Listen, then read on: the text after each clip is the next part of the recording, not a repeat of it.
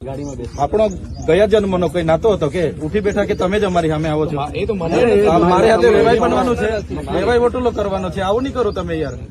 પછી લોકોને એવું લાગે કે આ લોકો નવા છે, તમે બી નવા ને આપણે બી નવા. મંદિર ક્યાં છે?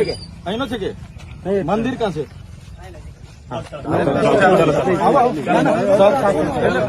મંદિરે જવા માટે વાત કરી. આવો પેલા શું કેવાય આવ્યા હોય તેમને બી ત્યાં બોલાય તમારા પંડિત સાહેબ ને. હા બોલાય લો. અરે પણ બોલાય લો. નથી જવાના ભાઈ, 10 કિલોમીટર નથી જવાના. અહીંયાથી આવો તો લોકોને મંદિરે દોડી જાય. 2 મિનિટ જવું છે તો નથી જવાનું. આપણે શાંતિથી કહીએ. ના ના અહીંયા નથી. રસ્તો છે. તમે આવો પાછા ટ્રાફિક કરો. તમે પાછા ટ્રાફિક રસ્તા પર ક્યાં જઈશું? અહીંયા ટ્રાફિક કર્યું ને અહીંયા કરો. આપે કીધું આપણે વિઝિટ કરવાની છે સાહેબ. અમે માન આપ્યું આપને વિઝિટ છે. આપ એટલે અમે ના આપે કીધું સ્કૂલ ક્યાં આવી સાહેબ ગુનેગાર છે એટલે અમે ક્યાં કીધું એવું? પણ આપે કીધું સ્કૂલની મુલાકાત. ચાલો આ મંદિર ચાલો. બેઠક વ્યવસ્થા છે સાહેબ. મંદિર નથી. આવો અહીંયા મંદિર છે, ચર્ચા કરી લઈએ. આવો એટલે હાના માટે બેઠીએ? ના હાના માટે બેઠીએ? ના ના અહીંયા જ કરો ને ચર્ચા. હાના માટે બેઠીએ અમે આવેદન પત્ર આપવા માટે કેવડિયા જતા છે. તમે શું કામ અટકાવો છો? એ કેવું अटकावा पहली बात तो आपको परमिशन એટલે આવેદન આપવા માટે હાની પરમિશન ની જરૂર છે? आवेदन આપવા માટે आपको बाहर से 50 राज्य से बुलाने की जरूरत नहीं है लोगों को. એટલે આપણે દેશમાં 50 રાજ્ય છે. नहीं आप हमारी આવી વાત નહીં કરો. તમે જવાબદારીથી વાત કરો ને યાર. હું 50 રાજ્યો? नहीं आप पहले આવી જવાબદારીથી વાત કરો. 50 રાજ્ય વાળી વાત નહીં મને શીખવો. હા જવાબદારીથી વાત કરો. હું કરવાનું છે? અમારે આવેદન આપવાનું છે.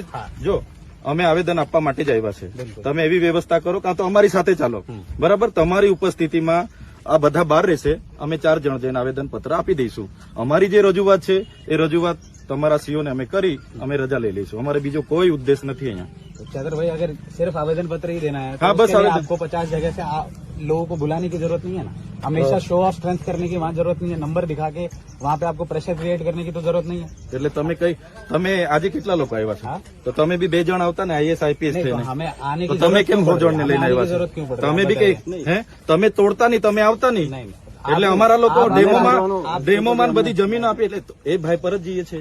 જેને તોડવાનો તમને ઓર્ડર કર્યો ને એ ભાઈ પર જ જવાનું છે. બરોબર છે. તેને બી બોલાવો ને. તેને બોલાવો ને. તમને આગળ ધપીને પછી તે શું કરે છે? તમે મંજીરા વગાડે છે. ઉપરથી આદેશ હતો તો સીઓ ને જ મળીએ છે ને એને જ આદેશ કર્યો હતો. नहीं तो चंद्र भाई सीओ साहब से मिलना था तो आप मिल ही सकते જો हो. મારે તમારી સાથે સાહેબ મેં તમારી સાથે દલીલ કરવા નથી આવ્યો. અમારી રજૂઆત છે. અમારા લોકોની જમીનો ડેમમાં ગઈ, બરાબર? સ્ટેચ્યુમાં ગઈ, વિયર ડેમમાં, આટલા બધા પ્રોજેક્ટોમાં અમે ભોગ આપ્યો. હવે ઝૂંપડા તોડી નાખો. તમારી રજૂઆત નહીં કરવાની? रजुआत करने का भी तरीका होता है ना चंद्र. એટલે કઈ રીતનો તરીકો છે? तरीका તમે કહો એ તરીકે આપીએ. ચાલો तो वो तरीके से पहले आपको परमिशन लेनी थी. आपने પરમિશન માટે તમને આપ્યું કે નહીં આપ્યું? बिल्कुल आप આપ્યું ને? ठीक है. તો પછી उसके આવેદન આપવા માટે તમારી પર પરવાનગી માંગી આપણે. बात तो समझिए. ને તેમાં બી તમને ગમે ના તો અમે શું કરવાના? आप तरीका अच्छा लगा. તમે એવું કરો. आपको अच्छा लगा? तुम्हारा घर तोड़ देते हैं, अच्छा लगेगा आपको? नहीं लगेगा ना. हाँ आपका घर तोड़ो तो फिर हमको बोलो कैसा लगता है?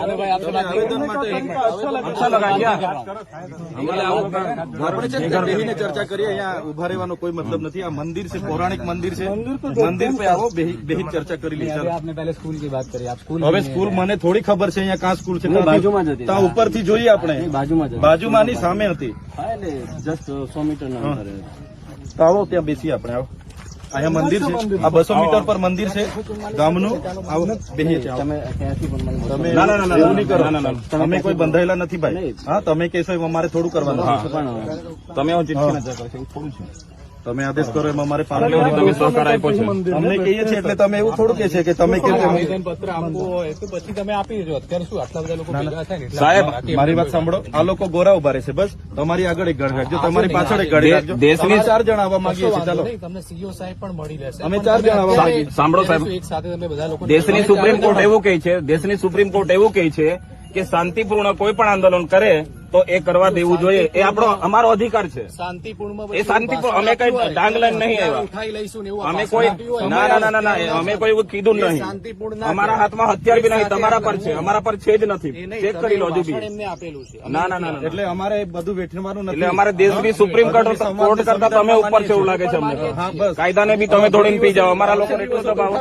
કઈ વાંધો નહીં. ઉઠાવીશું જે દિવસ આવશે તે દિવસે. તમે આવી જાઓ અહીંયા. ના મેં શું કરવા આવું ભાઈ? પછી તમે જયારે ને ભાઈ તમે આપણો ગયા જન્મનો કોઈ નાતો હતો કે ઉઠી બેઠા કે તમે જ અમારી સામે આવો છો? એ તો મને મારે હાથે વેવાઈ બનવાનું છે, વેવાઈ વટુલો કરવાનો છે. આવું નહીં કરો તમે યાર.